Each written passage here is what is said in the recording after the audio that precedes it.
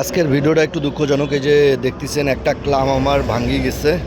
আমি মাউন্ট যে করব আমার হেলমেটে এই যেভাবে যে মাউন্ট করব, এই ক্লামটা একটা ভাঙ্গি গেছে। এজন্য একটু বিপদ, ভিডিও করতেও ভয় লাগতেছে যে যদি ক্যামেরাটা যদি পড়ে যায় তখন কি হবে। তো তারপরেও ভিডিওটা করতে হচ্ছে শুধুমাত্র আপনাদের জন্য।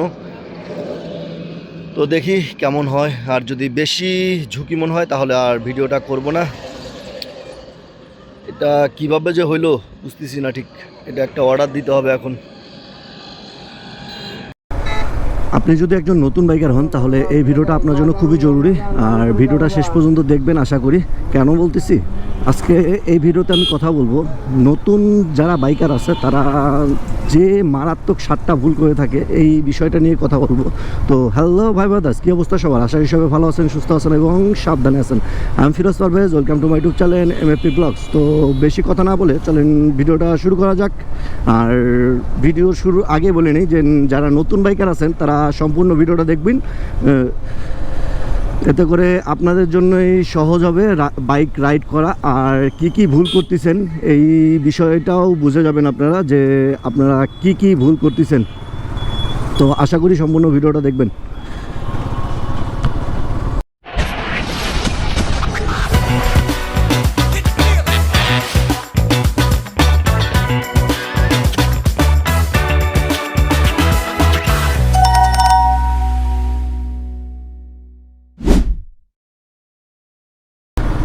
তো নতুন বাইকাররা সাধারণত যে কমন ভুল করে থাকে তার ভিতরে আমি 7টা বাছাই করছি, যে সব ভুল কম বেশি সব বাইকাররাই করে থাকে, নতুন বাইকাররা করে থাকে। তো এইভাবে যে আজকের ভিডিওটা সাজাইছি যে নতুন বাইকাররা কি কি ভুল করে থাকে। তো প্রথম যে ভুলটা করে থাকে নতুন বাইকাররা, সেটা হলো আপনার হুটহাট করে স্পিড তোলা, মানে বাইকের অতিরিক্ত গতি তুলে ফেলায়। মানে নতুন অবস্থায় তো একটা জোশ থাকে যে আমার একটা বাইক আছে, আমি হুট করে একদম স্পিড ঢাকাই দিলাম, বা হুট করে বাইক নেওয়ার সাথে সাথে বাইকটা স্পিডে তুলে ফেললাম, মানে 70, 80, 90। এটা দেখার ভাবাভাবি নাই যে বাইকের প্রতি কোনো প্রভাব পড়তেছে কি না। তো এই কমন ভুলটা করে থাকে নতুন বাইকাররা। দ্বিতীয় যে ভুলটা করে থাকে সেটা হলো আপনার ব্রেক ধরা। নতুন বাইকাররা আপনার সঠিকভাবে ব্রেক ধরতে পারে না, কম বেশি আর কি, সবার ক্ষেত্রে না, কম বেশি সবাই আপনার ব্রেক ধরতে পারে না ঠিক মতো। কেন বলতেছি, আপনার প্রতিটা বাইকের ক্ষেত্রেই ব্রেক ধরার নিয়ম হলো আপনার সামনের ব্রেক এবং পিছনের ব্রেক একসাথে ধরা। আর যদি আপনার সেরকম এমার্জেন্সি সিচুয়েশন আসে তাহলে আপনার ইঞ্জিন ব্রেকের মাধ্যমে আপনার ব্রেকটা ধরা। তো চেষ্টা করবেন যে আপনার এমনি সময়েও আপনার ইঞ্জিন ব্রেকের মাধ্যমে ব্রেকটা ধরা, এতে করে ব্রেকিং সিস্টেমটা আরও ভালো হয়, ব্রেকিং কন্ট্রোলিংটা ভালো হয়। আর নতুন বাইকাররা বেশিরভাগ করে থাকে কি, আপনার সামনের ব্রেক বা পিছনের ব্রেক, শুধু সামনের ব্রেকটাই ধরে আর পিছনের ব্রেকটা মাঝে মধ্যে ধরে, কিন্তু দুইটা যেন একসাথে ধরতে হয় সেই বিষয়টা তারা জানে না। তা এই বিষয় নিয়ে তারা অবগত না। রে জ্যাম রে। তো 3 নাম্বার যে কমন ভুলটা করে থাকে নতুন রাইডাররা, সেটা হলো আপনার গিয়ার শিফটিং। আপনার সঠিক স্পিডে সঠিক গিয়ার শিফটিং এই জিনিসটা করে না নতুন রাইডাররা। তা ধরেন আমার বাইক যেমন এখন এই যে 24-25 স্পিডে আছে, আর আমার গিয়ার আছে কিন্তু 5টা। এই জিনিসটা করবেন না আপনার, এতে করে আপনার বাইকের প্রবলেম হবে। তো আপনারা চেষ্টা করবেন যে সঠিক স্পিডে সঠিক গিয়ারটাই রাখার। আর অনেক সময় আবার করে থাকে কি, আপনার স্পিড যেমন গাড়ির স্পিড থাকে আপনার 50-60 এরকম স্পিডে তুলে ফেলে। হ্যাঁ, উঠানো যায়, এমন না যে উঠানো যায় না, বাট আপনার বাইকের এতে করে প্রবলেম হয়। তো এটা সবসময় মাথায় রাখবেন যে আপনার বাইকের স্পিডের সাথে বাইকের গিয়ার শিফটিংটা বা গিয়ারটা যেন সঠিকভাবে থাকে। আর এতে করে আপনার বাইকটা রাইড করতেও ভালো লাগবে, বাইকের সাউন্ডটাও ভালো লাগবে, আর বাইকটাও আপনার ভালো থাকবে।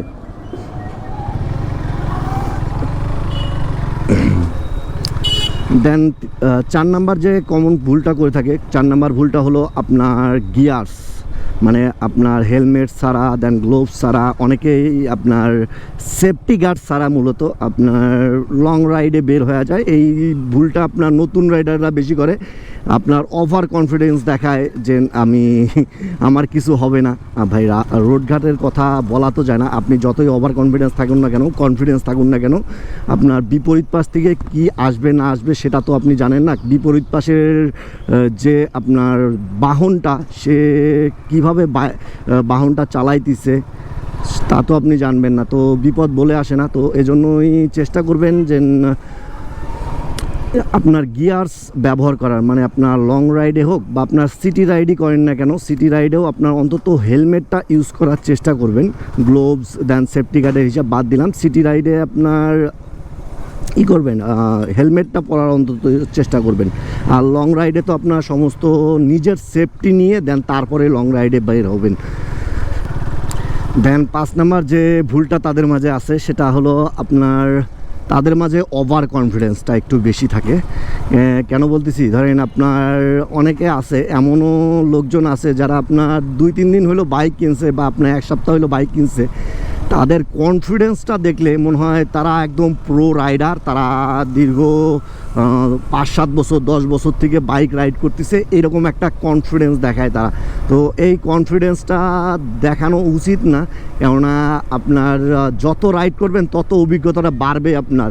তো আপনি যদি 2-3 দিন রাইড করে অভিজ্ঞতাটা অর্জন করতে পারেন তাহলে কেমন হলো না বিষয়টা। তো এটাই বলবো যে আপনার তাদের মাঝে ওভার কনফিডেন্সটা একটু বেশি থাকে। তো এই ওভার কনফিডেন্সের জন্য তারা অনেক বিপদের সম্মুখীন হয়।